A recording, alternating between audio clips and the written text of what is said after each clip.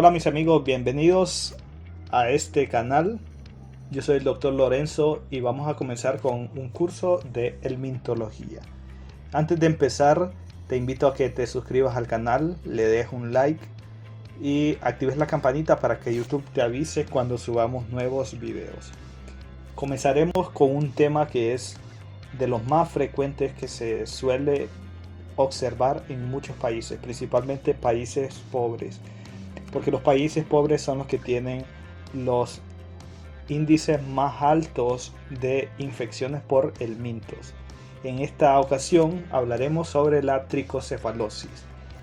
La tricocefalosis es una patología causada por un helminto, específicamente de los nemátodos, que luego vamos a ir viendo poco a poco. Preguntémonos qué es la tricocefalosis. La tricocefalosis, tal como lo he venido diciendo, es una enfermedad causada por un geohelminto. Se llama geohelminto porque es un tipo de gusano, por así decirlo, que vive en la tierra. En la tierra es donde ejerce cierta fase de su ciclo de vida para luego así infectar al ser humano y producir grandes alteraciones principalmente en el sistema gastrointestinal. Es tanto que afecta al humano que se han encontrado en varios estudios, se han encontrado huevos en momias de más que tienen hasta 3300 años antes de Cristo. Como vemos, entonces es una patología o es un problema de salud pública que viene afectando a la población humana desde remotos tiempos. ¿Cuál es la distribución geográfica de este tipo de patología, o sea, de la tricocefalosis? Generalmente la vamos a observar más que los casos se dan en aquellos países que tienen zonas cálidas y húmedas. Para que se cumplan estos requisitos, generalmente es en los países tropicales. La siguiente pregunta que nos podríamos hacer es: ¿en qué sitio se hospeda este agente etiológico? El sitio que es su predilección y el cual va a afectar es el colon. Y la patología va de acuerdo al número de parásitos y las condiciones que va a tener el huésped. Es decir, que si el huésped al que está afectando la Trichuris trichura es un niño que está con desnutrición o con sus defensas bastante bajas, la intensidad de la patología va a ser mucho peor que una persona que esté completamente sana. De igual forma, si una persona se infecta y existe una mayor cantidad de parásitos dentro del colon, esta va a tener una mayor repercusión en la salud que una persona que tenga poca cantidad de parásitos. Hablemos un poco acerca del agente etiológico de la tricocefalosis. Tal como lo he venido diciendo, el organismo que produce esta enfermedad es la Trichuris trichura, que es un nemátodo, tal como lo estamos observando aquí en esta imagen, que tiene una forma de látigo. Lo podemos visualizar que tiene esta típica forma de látigo y su principal acometido o su principal función es incrustarse en la mucosa del colon. Y una vez que se incrusta en la mucosa del colon, esta tiene un tiempo de vida que ronda entre 1 a 3 años. Como vemos, es bastante interesante toda su morfología macroscópica. Pero ¿por qué se llama Trichuris trichura? Este nombre de Trichuris trichura viene del griego tricos, que significa pelo, y es porque la morfología macroscópica asemeja a una hebra de pelo. ¿Cómo son este tipo de parásitos? Se caracterizan por ser gusanos blancos que tienen entre 3 a 5 centímetros de largo, y se suele ver que los machos tienen una longitud más corta que la hembra. Aquí en esta imagen del lado izquierdo está representando a una hembra de Trichuris trichura, y el de la derecha, que es mucho más pequeño y de una longitud más corta que la hembra, representa al macho de Trichuris trichura. Macroscópicamente, ¿cómo es este parásito? Debo decir que lo que nosotros visualizamos como la parte más delgada representa a la porción anterior, mientras que la parte más gruesa corresponde al tercio posterior. Generalmente, cuando observamos un espécimen que es una hembra versus un macho, lo que vamos a notar es que la hembra tiene un extremo distal que es mucho más recto que el extremo distal del macho, ya que el macho posee esta curvatura que es bastante notoria. Esto permite que macroscópicamente logremos distinguir entre un macho y una hembra. Y otra cosa que vamos a poder identificar en los machos es que en el extremo distal, aquí en la porción gruesa que se enrolla, tiene esta pequeña prolongación llamada espícula, que su función es servir para copular con la hembra. Si vemos aquí la porción anterior posee una boca en su extremo, y luego en toda esa porción delgada generalmente está caracterizada por el esófago, que luego se va convirtiendo en intestino. Ya cuando hablamos de la porción que es mucho más gruesa, lo que va a estar contenido ahí es tanto el intestino como todo el aparato genital. En el caso del macho, podemos visualizar que aquí en toda la porción gruesa tenemos tanto los testículos, el conducto deferente, las vesículas seminales y el conducto eyaculador, que le permite copular con la hembra a través de la espícula copulatriz, que es esta de acá. Si podemos ver la morfología de las hembras, la porción anterior es bastante similar a la del macho, donde tenemos la boca en su extremo anterior. Luego toda esta porción delgada corresponde al esófago, y todo lo que es la porción gruesa está tanto el intestino y los aparatos y todo el aparato genital, donde podemos visualizar tanto el útero, los ovarios, tenemos esta porción de vagina, y en el punto de unión entre el segmento delgado y el segmento grueso podemos visualizar una pequeña vulva que sirve para receptáculo de la espícula copulatriz que tiene el macho. Los huevos, ¿cómo son los huevos del Trichuris trichura? Esta es la típica morfología de un huevo de Trichuris trichura, donde generalmente suelen tener un diámetro de 25 micras en lo ancho, y a lo largo generalmente suelen medir 50 micras. Son de color café, tienen una membrana doble, y hacia los extremos tienen una especie de tapones que los caracteriza bastante bien.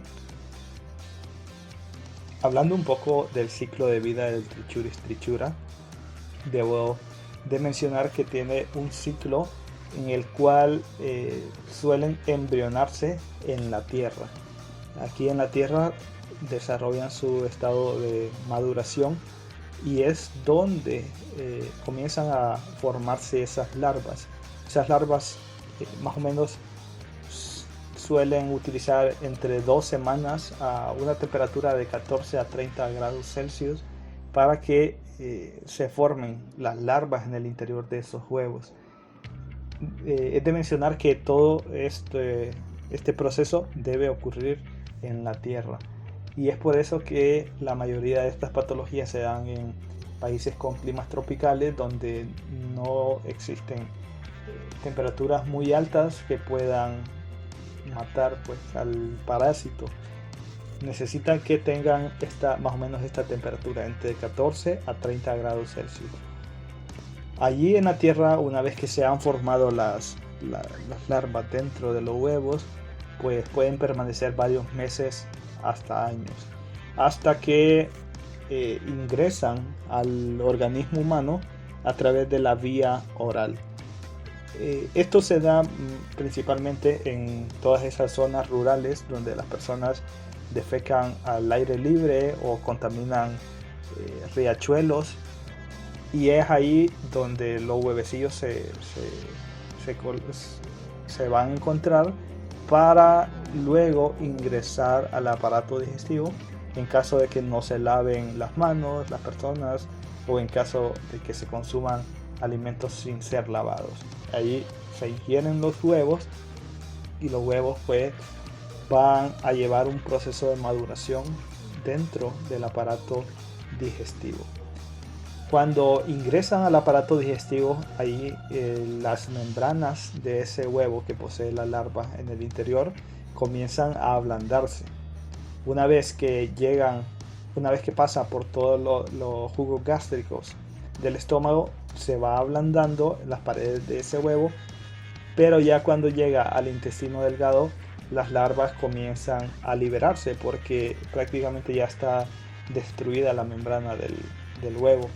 Allí en el intestino delgado penetran las glándulas del Lieberkühn para luego viajar hacia el colon, donde terminan su maduración estas larvas, y una vez que ya están maduras, encontrando pues una hembra y un macho, estas ya van a poder copular para que la hembra produzca entre 3.000 a 20.000 huevos por día. Estos huevos que se están produciendo por el hecho de la copulación entre el macho y la hembra, luego son expulsados a través de las heces, y el ciclo se repite una vez más. Hablemos un poco de la patogenia de esta enfermedad. ¿Qué es lo principalmente que va a dañar el Trichuria strichura? Lo principal que hace es una lesión mecánica. ¿Por qué una lesión mecánica? Porque la porción delgada que les mostré previamente es la que este parásito utiliza para clavar dentro de la mucosa del colon. Al realizar esa lesión mecánica en la mucosa del intestino grueso, tiende a producir una inflamación local, edema y hemorragia. Y tal como es vista en la mayoría de las patologías por parásitos, hay un aumento de inmunoglobulina E, tomando en cuenta que la gravedad de la infección depende del número de parásitos. De acuerdo al número de parásitos que haya, así va a ser mayor la lesión que hay en la mucosa del colon. Pero ¿qué es lo que va a suceder en los casos graves de infección por trichura? Lo que tiende a suceder es una colitis. Colitis es como una inflamación generalizada del intestino grueso.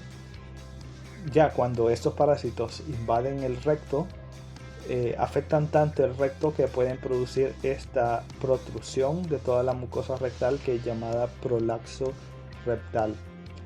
A pesar de que son parásitos que se ha considerado en toda la literatura que no son hematófagos, la mayoría de los pacientes que son afectados por este tipo de parásito suelen desarrollar anemias.